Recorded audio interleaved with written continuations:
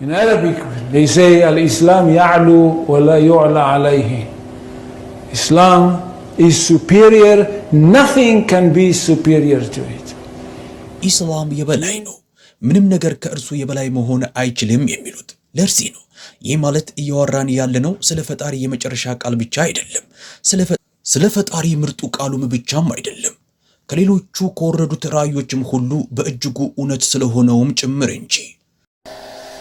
Until at the end he selected the best of the best of the best of the best, and this is the Prophet Muhammad. ስለዚህ የሆነ አይነት ተፈጥሯዊ ምርጫ ይደረግ ነበር ማለት ነው። ከየትውልዱ የምርጦቹን ምርጥ በመጨረሻ እስከመረጠ ድረስ እንዲሁ እየመረጠ መጥቷል። እኚህም የምርጦች ምርጥ የሆኑት ሰው ነብዩ መሐመድ ሰለላሁ ዐለይሂ ወሰለም ናቸው። እርሳቸውን መርጦ ቃሉን ሰጣቸው፣ ትክክለኛውን የአምላክ ቃል።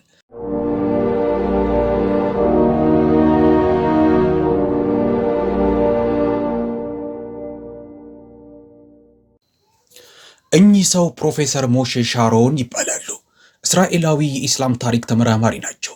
በአሁኑ ጊዜም የኢየሩሳሌም የሂብሩ ዩኒቨርሲቲ ውስጥ የኢስላማዊና የመካከለኛው ምስራቅ ጥናቶች ክፍል ፕሮፌሰር ናቸው። የኢስላማዊ ታሪክንና ስልጣኔንም የተመለከቱ ኮርሶችን ያስተምራሉ። ከዚህ በተጨማሪም የአረበኛ ጥንታዊ ጽሑፎች ወይም የኢፒግራፊ ባለሙያም ናቸው። ይህ በእንዲህ እንዳለም የቀድሞ የእስራኤል ጠቅላይ ሚኒስቴር ሜኔኬም ቤጊን የአረብ ጉዳዮች አማካሪ የነበሩና ከግብጽ ጋር በ1978 በተደረሰው የሰላም ስምምነት ላይ በአደራዳሪነት ከተሳተፉ የእስራኤል ጉምቱ ሰዎች መሃል አንዱ ናቸው። በቅርቡ ፕሮፌሰር ሞሼ ሻሮን በቤንጉሪየን ዩኒቨርሲቲ ውስጥ ተገኝተው ኢስላም በሚል ርዕስ ስር ለ50 ዓመታት ያህል ያደረጉትን ጥናት የተመለከተ ትምህርት ሰጥተው በርካቶችን አነጋግረዋል። እኛም ይህንን ወሳኝ ትምህርት በአጭሩ እንደሚከተለው አቅርበነዋል።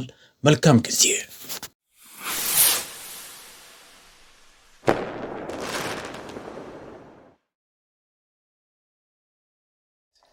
This lecture, which has to do with my studies of Islam for the last 50 years, with the lecture that was given before about Darwinism. ይህ ትምህርት ያለፉትን 50 ዓመታት ስለ ኢስላም ካጠናሁት ትምህርቶች ጋር ይገናኛል። ከኔ ቀደም ብሎ ስለ ዳርዊኒዝም ሳይንሳዊ ነው ወይስ አይደለም፣ ሃይማኖታዊ ነው ወይስ አይደለም በሚል ርዕስ የቀረበውን ትምህርት በተመለከተ ስለ ተፈጥሮ ምርጫ ኢስላም በ7ኛው ክፍለ ዘመን ቀድሞ መናገሩን እኔ በደረስኩበት ጥናት ደርሼበታለሁ። In Arabic, the name of Muhammad's got many names, but one of the most important name is Mustafa. በአረበኛ ሙሐመድ ብዙ ስሞች አሉት። በጣም ከሚታወቁበት ስማቸው ውስጥ አንዱ ሙስጠፋ የሚለው ነው። ሙስጠፋ ማለት በአረበኛ የተመረጠው ማለት ነው። ሐሳቡም ከአዳም ዘመን ጀምሮ ከመጀመሪያው የሰው ልጅ ጀምሮ አምላክ በየትውልዱ ከአዳም ዘር ውስጥ ምርጡን ይመርጣል። All the descendants of Adam. So there was some kind of natural selection, one generation after the other. Until at the end he selected the best of the best of the best of the best, and this is the Prophet Muhammad. ስለዚህ የሆነ አይነት ተፈጥሯዊ ምርጫ ይደረግ ነበር ማለት ነው። ከየትውልዱ የምርጦቹን ምርጥ በመጨረሻ እስከመረጠ ድረስ እንዲሁ እየመረጠ መጥቷል። እኚህም የምርጦች ምርጥ የሆኑት ሰው ነብዩ መሐመድ ሰለላሁ ዐለይሂ ወሰለም ናቸው። እርሳቸውን መርጦ ቃሉን ሰጣቸው፣ ትክክለኛውን የአምላክ ቃል። በእርግጥም ለሰው ልጆች ከራእዮች ሁሉ በእጅጉ ምርጡ የሆነውን እንዲያመጡ ነብዩ እንዲሆኑ መረጣቸው። ይሄውም ኢስላም ነበር። Which is highly rich, highly interesting and highly rewarding, and that's what the most important thing. It's highly rewarding. ነገር ግን አሁን እኛ የምንወራው በጣም ስለበለጸገ፣ በጣም ስለሚማርክ፣ በጣም ሸላሚ ስለሆነ ሃይማኖት ነው። በተለይ ከሁሉም በጣም አስፈላጊው ይሄኛው ነው፣ በጣም ሸላሚ የመሆኑ። በመሰረታዊነት ለአንድ ተራ ሰው በጣም ቀላል ሃይማኖት ነው። የማወራው ስለ ፈላስፋዎች፣ ስለ አካዳሚሽያኖች፣ ስለ ታላላቅ የሃይማኖት መምህራኖች አይደለም። ኢስላም ከሁሉም ሃይማኖቶች የበለጠ ሸላሚ የሆነ ሃይማኖት መሆኑን ስለሚያስብ አንድ ተራ ሰው ነው ያወራው ያለው። A good Muslim, when he dies, he is going to go straight into paradise, and paradise is described in the most colorful way possible in the Quran.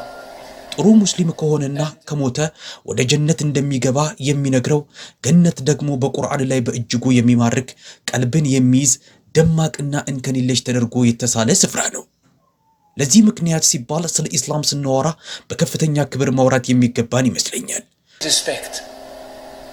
And not just, as I can hear some people say, well, it's Islam, it's nothing. No, it's not. And it's not a simple thing that a person like me and others like me in the academy. አንዳንድ ሰዎች ሲሉ እንደሚሰማው አይባክ ኢስላም ዝም ብሎ ተራ ነገር ነው እንደሚሉት አይደለም። ኢስላም ተራና ቀላል ነገር አይደለም። ለእኔና እንደ እኔ በአካዳሚ ውስጥ ላሉ ስለዚህ ሃይማኖት በማጥናት እድሜያቸውን ሙሉ ላሳለፉ ሰዎች ተራ ነገር አይደለም።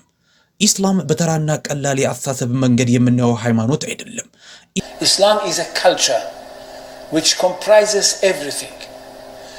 And most of all, it is a culture based on revelation. ኢስላም ሁሉንም ነገር አሟልቶ የያዘ ባህል ነው። በህግ ስርዓት ላይ የተመሰረተ እምነትም ነው።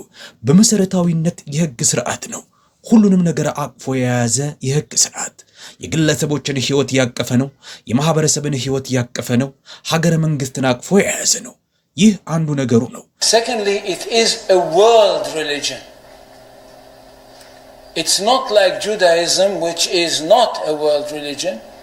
ሁለተኛው የዓለም ሃይማኖት ነው። እንደ አይሁዳውያኖች ሃይማኖት የዓለም ሃይማኖት እንዳልሆነው እንደ ጁዳይዝም ከተመረጡ ህዝቦች ጋር ብቻ የተገናኘና ለእነርሱ ብቻ ተብሎ የመጣ ከዓለም ግዛት ጋር ያልተገናኘ ይልቁንም ከአንድ ትንሽ ቡድን ካለው ህዝብ ጋር ብቻ የተቆራኘ ሃይማኖት አይደለም። ኢስላም ከዓለም ጋር የተሳሰረ የዓለም ሃይማኖት ነው። የዓለምን ስርዓት መገንባት የሚፈልግ ሃይማኖት ነው። ለኢስላም ሙሉ ዓለሙ አንድ ሀገር ነው። የዓለም ህዝብ ሁሉም በዚህ አንድ ሀገር ውስጥ የሚኖር ህዝብ ነው። ሙሐመድ ይህንን ሐሳብ ይዞ ሲመጣ ማለትም የአምላክ ቃል ወደ እርሱ ጋር ሲመጣ the words came from God to him. And it says, I don't know how many people know Arabic here. They don't. So I will not quote in Arabic. In Surah 61, verses 11-13. እዚህ ያላችሁ ምን ያህሎቻችሁ አረበኛ እንደምታውቁ አላውቅም። ብዙ የላችሁም። ስለዚህ በአረበኛ አልጠቅሰውም። በሱራ 61 በአንቀጽ 11 እስከ 13 ባለው የቁርአን ቃል ላይ አምላክ ሙሐመድን ከእውነተኛ ሃይማኖት ጋር ከትክክለኛ መልእክት ጋር ከትክክለኛ መንገድ ጋር እንደላከውና ከሌሎቹ ሃይማኖቶች ሁሉ ሊልቅ እንደሚገባው መታዘዙን እንረዳለን። ይህም ማለት ያለው አንድ እውነት ብቻ ነው ማለት ነው። የመጽሐፉ ባለቤቶች ተብለው የሚጠሩት አይሁዳውያኖችና ክርስቲያኖች የራሳቸው እውነት ነበራቸው በአንድ ወቅት። ግን እነርሱ በጣም ጥሩ አደራ ጠባቂዎች አልሆኑም። መጽሐፎቻቸውን በሐሰት አስረዱ። ለዚህ ነው አላህ ሌላ ነብይ ለመላክ የተገደደው። ዘመናዊ ነብይ የፈጣሪን የመጨረሻና ብቸኛ ቃል ሊያመጣ የሚገባውን ነብይ፣ ለሰው ልጆች የፈጣሪን ቃል የሚያደርስለት ነብይ፣ ይህም ቁርአንን ነው። ምንም ነገር ከእርሱ የበላይ አይደለም። በዚህም ይህ ሃይማኖት ከሌሎች ነገሮች ሁሉ በላይ የቆመ ተደርጎ ይታሰባል። በአረበኛም እንዲህ ይላሉ። In Arabic they say al-Islam ya'lu wa la yu'la alayhi. Islam is superior, nothing can be superior to it. ኢስላም የበላይ ነው፣ ምንም ነገር ከእርሱ የበላይ መሆን አይችልም የሚሉት ለዚህ ነው። ይህ ማለት እያወራን ያለነው ስለ ፈጣሪ የመጨረሻ ቃል ብቻ አይደለም፣ ስለ ፈጣሪ ምርጡ ቃሉም ብቻም አይደለም፣ ከሌሎቹ ከወረዱት ራእዮችም ሁሉ በእጅጉ እውነት ስለሆነውም ጭምር እንጂ። ታዲያ የአማኙ ማህበረሰቦች ልባቸውን ለመክፈት የታደሉት ሰዎችና የነብዩ መሐመድ ሰለላሁ ዐለይሂ ወሰለም ጥሪ የተቀበሉት ህዝቦች በዚህ ዓለም ላይ የሚኖሩለት ተልእኮ አላቸው። ይኸውም የአምላክን ቃል ለዓለሙ ህዝብ ሁሉ ማድረስ ነው። ይህንን እውነት ለዓለም ህዝቦች ሁሉ ማድረስ ነው። ሙሐመድ ሆይ ለዓለማት እዝነት አድርገን እንጂ አላክንህም።